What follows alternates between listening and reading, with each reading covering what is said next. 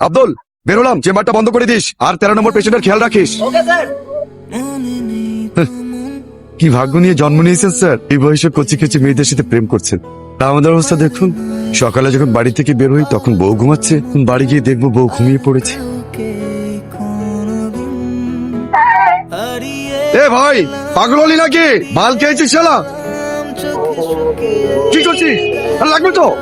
এই, আরে দেখ,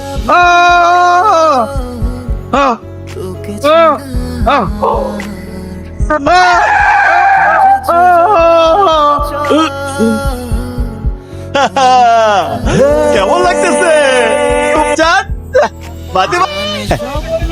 পায়েল পড়বা? ও চাচা, হ্যাঁ একটা পায়েল দে। বাঁচবো তো?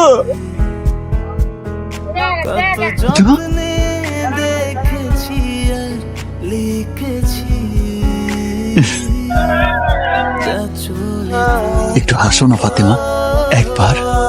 সারাটা দিন একটু হাসির জন্য কত কিছু করলাম বলো।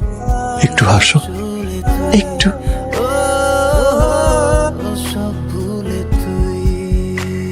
তোমারে কি করে বোঝাই বলো ফাতেমা? আকাশের ওই চাঁদটার মতো আমার আকাশে তোমার হাসিটাই চাঁদ। একদিন চাঁদ না উঠলে রাত অন্ধকার হয়ে যায়। অমাবস্যা, আমার জীবনের অমাবস্যা কি কোনোদিনও কাটবো না ফাতেমা। ফাতেমা!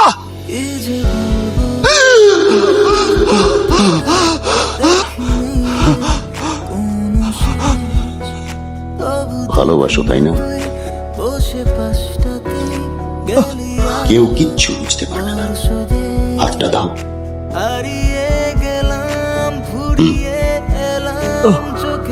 কয়টা বাজে দেখছো? এমন করলে শরীরটার কিছু থাকবো?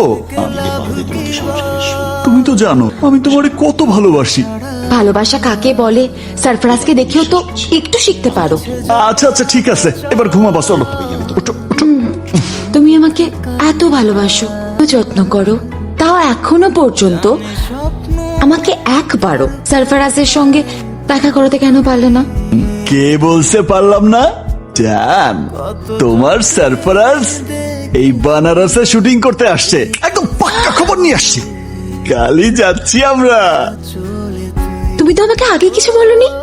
বললে কি আর তুমি সারা রাত ঘুমাইতা? আমরা যাচ্ছি পাক্কা। সত্যি? সত্যি। এখন ঘুমাইতে চলো।